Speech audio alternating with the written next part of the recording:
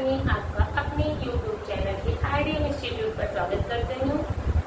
दोस्तों, आज हमारी पढ़ने की जो श्रृंखला है उसमें हम पढ़ेंगे वर्णमाला। आज का जो हमारा टॉपिक है वो है वर्णमाला। तो बच्चों, सबसे पहला टॉपिक जो होता है, बच्चों को सबसे स्टार्टिंग में क्या पढ़ाई जाती है? वर्णमाला। तो वर्णमाला में बच्चों सबसे छोटी इकाई जो होती है हम वर्ण कहते हैं। तो जो भाषा की एक वर्ड की डिफिनेशन है बच्चों, भाषा की सबसे छोटी इकाई ध्वनि होती है। इसी ध्वनि को हम वर्ड कहते हैं। जैसे वर्ड में क्या आता है? आ, ई, उ, का, खा, ग, इस तरीके के जो आपके वर्ड होते हैं उन्हें हम वर्ड कहते हैं। इन्हें हम भाषा की सबसे छोटी इकाई ध्वनि कहते हैं। इन ध्वनि को हम वर्ड कहते हैं। आगे बच्चों, वर्णमाला क्या होती है? जो ध्वनियां होती हैं, इन ध्वनियों या वर्णों के समूह को, यूँ कह सकते हैं वर्णों के व्यवस्थित समूह को हम वर्णमाला कहते हैं। यहाँ मैंने लिखा है व्यवस्थित समूह। किसका व्यवस्थित समूह? वर्णों का व्यवस्थित समूह। तो वर्णों के व्यवस्थित समूह को हम वर्णमाला कहते हैं। अब हम देखते हैं कि कुल कितने वर्ण होते हैं। ये बड़ा ही कंफ्यूजन सवाल है। हर जगह हर तरीके से कई अलग अलग आंसर इसके मिलते हैं। तो उच्चारण के आधार पर बच्चों वर्ण कितने होते हैं? 45 होते हैं। जब आपसे एग्जाम में पूछेगा उच्चारण के आधार पर वर्ण कितने होते हैं तो 45 10 स्वर और 35 व्यंजन। लेकिन जब आपसे पूछेगा लेखन के आधार पर वर्ण कितने होते हैं तो आप बताएंगे 52 यानी 52। इसमें आपके 13 स्वर, 35 व्यंजन और 4 संयुक्त व्यंजन आएंगे। नेक्स्ट हम स्वर पे बात करते हैं कि स्वर कौन कौन से हैं।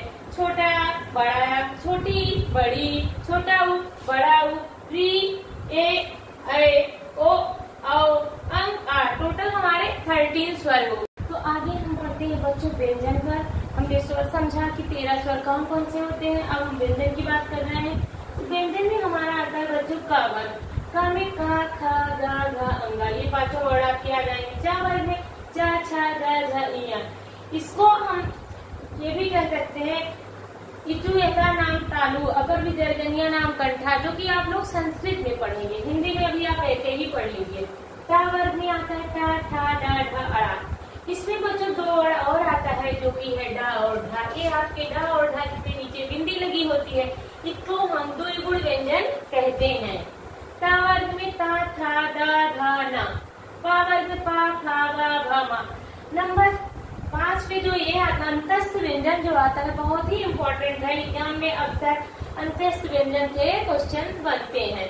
तो अंतस्थ व्यंजन में कौन कौन से वर्ड आते हैं इसको हम विशेष रूप से ध्यान में रखेंगे। ये हमारे आते हैं या, रा, ला, वा। नेक्स्ट हमारा आता है ऊष्म व्यंजन। ऊष्म में हमारे कौन कौन से वर्ड आते हैं? शा, ख, ता, हा। तो इसको अंतस्थ और ऊष्म व्यंजन को हम विशेष रूप से ध्यान में रखेंगे क्योंकि एग्जाम का पॉइंट ऑफ व्यू से ये बहुत ही इम्पोर्टेंट व्यंजन है। फिर आता है संयुक्त व्यंजन। संयुक्त व्यंजन में छठ, त्रंग, ज्ञ और श्राप, ये 4 आपके एग्जाम में पूछा जाता है कि इन चारों जो संयुक्त व्यंजन दिए हुए हैं ये कैसे बनते हैं, किन किन अक्षरों से मिलकर इन व्यंजनों का निर्माण हुआ है। तो आइए हम देखते हैं कि इन व्यंजनों का निर्माण किन किन अक्षरों से मिलकर हुआ है। 6 व्यंजन का निर्माण पूछता है, कई दे देगा और इसको दे देगा एग्जाम में आपसे, तो आपको बताना होगा। का प्लस सा मिलके आपका छ बन जाएगा, ता प्लस रा मिलके त्रा बन जाएगा, जा प्लस इया मिलके ज्ञा बन जाएगा, सा और रा मिलके स्रा बन जाएगा। तो ये हमारे व्यंजन हुए। मात्रा या उच्चारण काल के आधार पर, तो यहाँ हम बात कर रहे हैं स्वरों के वर्गीकरण की। तो स्वतंत्र रूप से बोले जाने वाले वर्णों को हम स्वर कहते हैं। जो वर्ड स्वतंत्र रूप से बोले जाते हैं उन्हें हम स्वर कहते हैं। तो स्वरों का वर्गीकरण है, स्वरों को कई आधार पर बांटा गया है। तो नंबर 1 आपका है मात्रा या उच्चारण काल के आधार पर वर्गीकरण। मात्रा या उच्चारण काल के आधार पर स्वरों को 3 भागों में बांटा गया है। नंबर 1 है हमारा ह्रस्व स्वर, दीर्घ स्वर और प्लुप्त स्वर। जो ह्रस्व स्वर होता है बच्चों, ह्रस्व का मतलब होता है कि छोटा। तो मतलब ह्रस्व स्वर के अंतर्गत कौन कौन से स्वर आते हैं?